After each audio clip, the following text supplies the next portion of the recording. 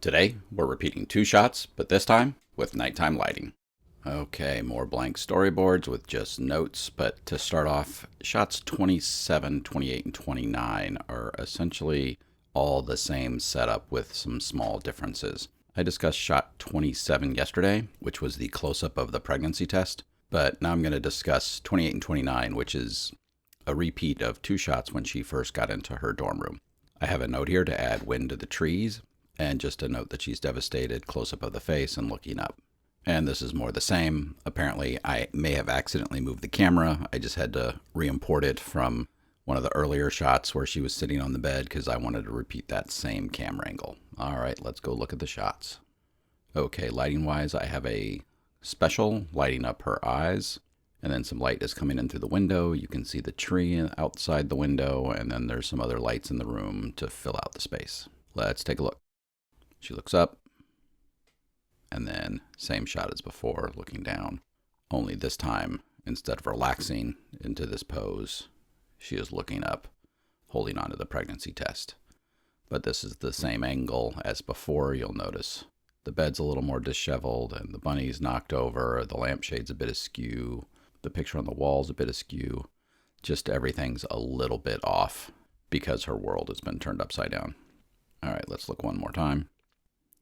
So the shot before, she was looking around the room. This time she's looking up, and she's exhaling as she goes down into looking up to the sky. And it's all done in one big animation. All right, let's go to the Blender files. So I'm going to start with talking about the lighting. If you look right here, I have a special on the pregnancy test, lighting that up. Apparently I did not turn that off for this shot. I didn't need it. It may have been bouncing some light up into her face, so I left it. But I had over here a special that was just hitting her eyes, so that they would really illuminate and pop a little bit so we could see what was going on with her expressions. Other lights in the room are the lamp. I think I have all the other lights turned off. The big overhead light is on though. We're getting a little bit of light from the big overhead to give an overview of the room, to fill it out so it's not completely dark. And then right here, again, I have a light that would be in the shot if this was reality, but this light is our moonlight coming in through the window.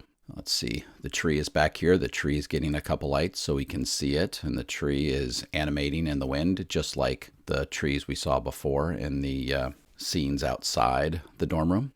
And so this shot here is her looking up, and as I scroll through it, you can see her exhaling. This is repeating of the shot when she first got into her dorm room, just with a whole new set of circumstances this time. I didn't change much in the room back here. I maybe should have, but something I didn't think about at the time. I just messed up with the bed and the bunny and some of the stuff back here. All right, let's go to the next shot. So in this next shot, I'm going to start with the lighting again. The light coming in through the window didn't look so bad hitting the back of her head. In fact, it made a nice halo on the back of her head.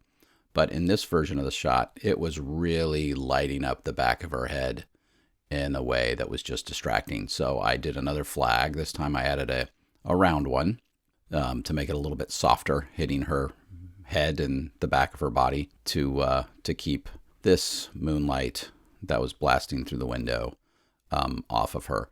Again, I still have my light here for the pregnancy test on. It looks like I have turned off my special for her face from this angle. We didn't need it. I still have the lamp light on. A note here. The light bulb is not actually making the light that's illuminating from the lamp.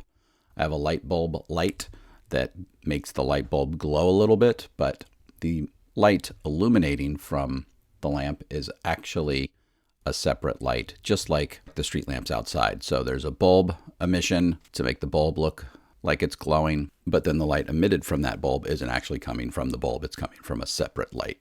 All right, and that is it for this shot.